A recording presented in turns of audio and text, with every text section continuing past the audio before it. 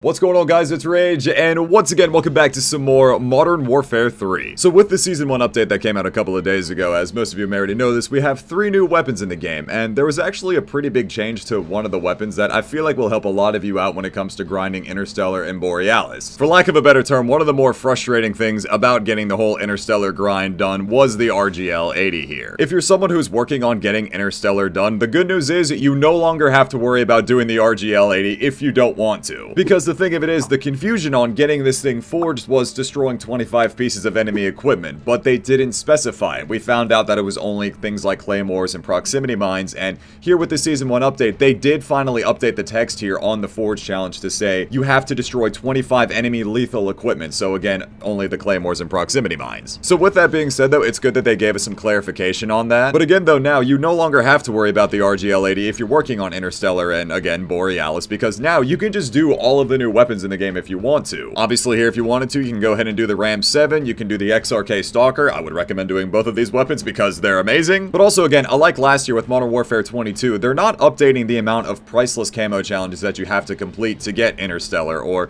Serpentinite for Borealis. They're not going about it by weapon class anymore, like having to complete specific AR, SMG challenges or anything like that. It's just 36 complete weapons. You can do whatever weapons you want in the game. You can completely skip whatever you want now. And again, as time goes on and as they start to add more and more weapons to the game, you're going to have a lot more flexibility and leeway of what you want to do to get these challenges done. It is also worth mentioning this though, that if you are someone who's going to be completing out all of the weapon charms, you will still have to do all of the challenges, but the way that I'm going about the DLC weapons, like here with the XRK Stalker, what I'm thinking of doing as far as the Grand Mastery grind goes is doing all 36 of the base weapons first just to see if it'll give me the Grand Mastery reward. It didn't update in Modern Warfare 22 as well because I thought there was going to be a reward for doing literally everything throughout all of the course of the seasons, and that wasn't exactly the case. I'll still more than likely end up doing all of the DLC weapons anyway for it, but I'm just curious to see what it's going to happen with that. I just wanted to draw your guys' attention to that again if you are someone who's working on Interstellar and Borealis. One other thing that I really wanted to talk about here in this video is that they did update the 12v12 playlist. They added 4 new maps to it. Brought an Afghan sub-base terminal and Wasteland to the 12v12 playlist, which I honestly think was a great move because I was just saying in the recent video, I don't know how we don't have more maps in this. And also here, I wanted to try this new loadout on the XRK Stalker because if you've been using this thing, it turns out that collaterals are really bad with this thing. Saw a tweet from the man Sorzelta saying, go ahead and try using the armor piercing rounds on this and it should help with collateral, so we're gonna go ahead and try that. If I can find the clip of it, I shot right through a triple on Greece and I don't understand how it didn't hit, and I'm trying to see if this armor piercing will fix that. Did you hear what the fuck I just said? I thought I just shot through a triple. I saw that lineup right there. I'm pretty sure I actually did just shoot through like single, triple right there. That's actually so tragic. I swear, this area right here on Greece is like one of the biggest spawn traps in the game. And also, as you guys can see, I did finish out Borealis on the XRK Stalker. Dude, it looks so good. The only thing is, I wish the camo just covered more of the scope in the magazine. First game of the day, I'm already being jumped on. This man just jumped 3 times over my dead body. I know I was mentioning this a little bit ago, but I am really curious to see what we're going to end up getting for getting the Grand Mastery charms done once again. Curious to see if Sledgehammer has anything hidden up their sleeve as far as like all the rewards go. Maybe it just won't be a title card and emblem this time. Obviously along with the Grand Mastery charm. I don't know. I just kind of want there to again be some sort of like really cool secret mastery reward camo for getting both of them done. Or maybe it'll be if you get both multiplayer and zombies done, you'll get this really cool camo. It's pure copium, I know. I only keep bringing it up because I am the nerd that's going to be doing it. I feel like it does make sense to at least just have the base reward be for 36, but I'm curious to see if they would add something to the game towards the end of the game's life cycle once you complete all the DLC weapons. The honor team just called in an advanced, and he's on a 15 kill streak.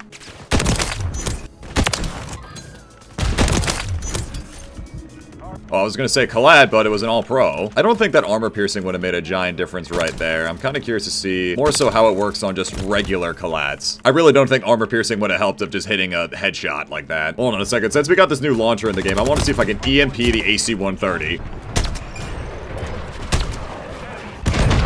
Yeah, no, it definitely doesn't do anything. It what, takes away his crosshairs for a second? Okay, I thought it would have just like stopped it or something. It's also another thing that I've been meaning to talk about. This new stormender launcher is definitely very unique, as it doesn't actually affect enemies. It only EMPs them. You can't kill them with it. I guess technically, if you really did want to do a launcher in this game, maybe that one would be easier because you actually can just destroy kill streaks a lot easier like that. Kill streaks, equipment, all sorts of things like that. And all of like the weapon charm challenges for it even are just destroy equipment. I actually kind of like it though because it does work pretty well against things like helicopters and UAVs. Not gonna lie though, that last match was not very fun. All right, Terminal. Speaking of which, now that we're playing on Terminal, do you guys notice something different here? 14 years later, they took away the little glass panels that were right here. I'm not quite sure why they did it, but I noticed it the other day, like after the Season 1 update. I'm like, oh my god, it's gone. And over on my live stream, we ended up having this whole other conversation about the whole Mandela effect kind of thing. Because, do you guys remember during Black Ops Cold War's life cycle when they brought in Standoff to that game and everyone was losing their mind over that yellow sign? There's no way that that's been there the whole time. Like, literally, yes it was. Oh, yo, this guy's well's got the Grandmastery stuff. My man, respect. I'm not alone.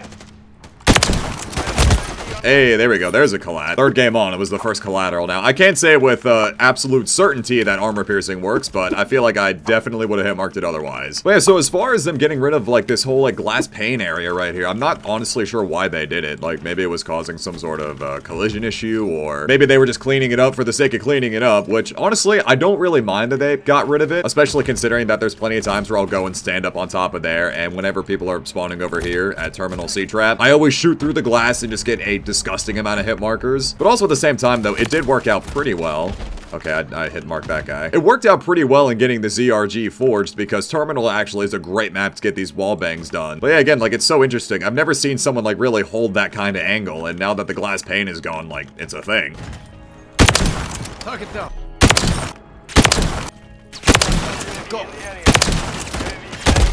No, man. I know it's 12v12 and everything, but I swear, the way that people play Terminal on this game is so different than how it used to be played. I've noticed a slight emphasis on the spawn change, where instead of a lot of people like spawning in this area here at Terminal A, they'll spawn like here and here at the Burger Town. So if you try to go up through the mid bookstore, you have to look more to the right than to the left. Someone is almost always holding that angle. It's actually so hard to like get any sort of like spawn flip or move because no one's moving. Guys, please push. Push out the spawn. Go. It's okay. Hey, congrats on boosting with some shitty ass fucking team that I had. I mean, I know I'm not much of a help. 28 and 37. Every lobby today so far has been psychotic. I feel like it's partially a mix, like not only just on like the slight spawn and flow changes to the map, but it's just the change in players. People play it so differently now, which again is kind of bound to happen. I mean, it's a whole brand new game. A lot of these players, or a lot of new players to COD, definitely haven't played the older maps like that. Kind of curious to see how many people actually rush this little bunker right here to look at A flag. I got a bolt for this, probably not going to go over too well. All right, well, I missed anyway, so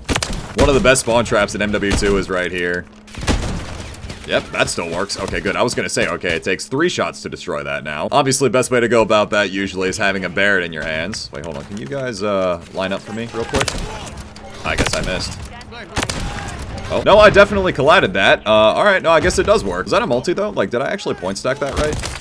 Hold on. As I was going to say, though, in that moment when I usually go for the A trap, I almost always use a Barrett. Still has me wondering if we ever will see an old school Barrett return. I know we won't. With all the Barretts they've added to Call of Duty over the past couple of years, like Modern Warfare 2019. Wait, hold on. Can you guys line up for me again?